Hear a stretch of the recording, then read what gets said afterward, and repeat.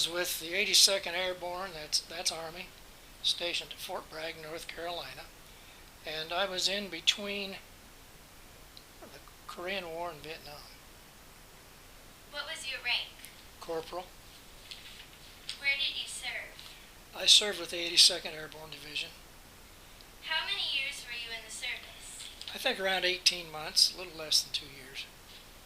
Where were you living and what were you doing before entering? Well, my wife and I lived in Muncie, Indiana at the time because I was enrolled at Ball State. And we'd been there quite a couple of 3 years, I think. Were you drafted or did you enlist? I was drafted. Did anyone else in your family serve in the military? I had a cousin that served in the Air Force.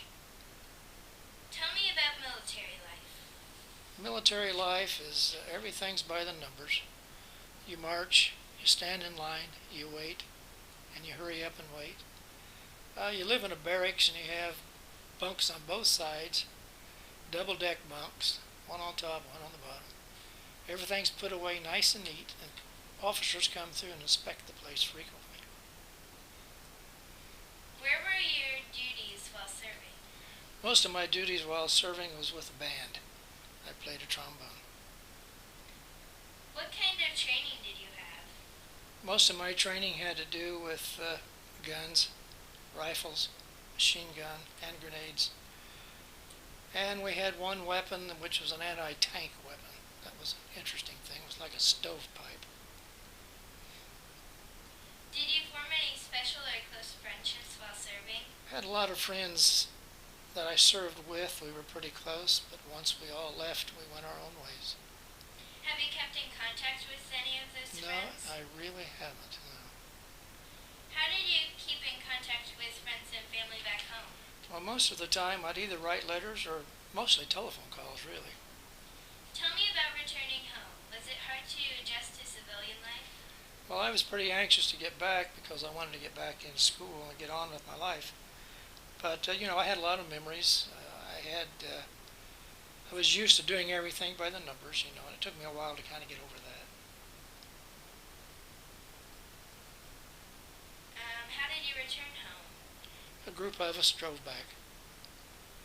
Are you a member of any veteran groups? No, I never joined any, Katie. How has being in the military affected your life? Other than a minor injury and just a lot of memories, not much, really. Do you have any awards or special medals that you would like to show? No awards or special medals. Do you have any other special memories that you would like to share? I have a couple of memories that I'll never forget. One was going through the airborne training and jumping from the airplanes. That training was rather rigorous, but as I look back on it, it was fun, but I did get an injury from it. And the other thing was standing at attention with the band, a lot of Marines and Navy and Army personnel, as Queen Elizabeth of England and Prince Philip came through. Okay.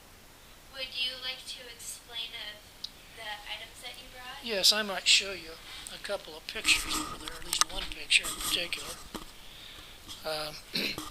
This is a picture when I just got out of airborne training. And you'll see a backpack that I'm carrying there down low. You'll see a reserve parachute just above it. And then I'm holding a hook in my hand. And that hook fastens to a line inside the airplane. And then when you jump, it pulls the parachute out of your back. Okay, and is this your uniform? This is one of the old fatigue jackets. And it's pretty well worn out because the boys managed to wear it out for me. But there's the All-American 82nd Airborne patch on the arm there. There's the Airborne insignia. Then there's an old cap that we wore. That has you had to wear that with khakis, not with fatigues. And you'll see a parachute and you'll see a glider on that. That comes from kind of a World War II emblem, actually. Okay. Well, thank you for letting me interview you, and thank you for serving this country. You're welcome, Katie.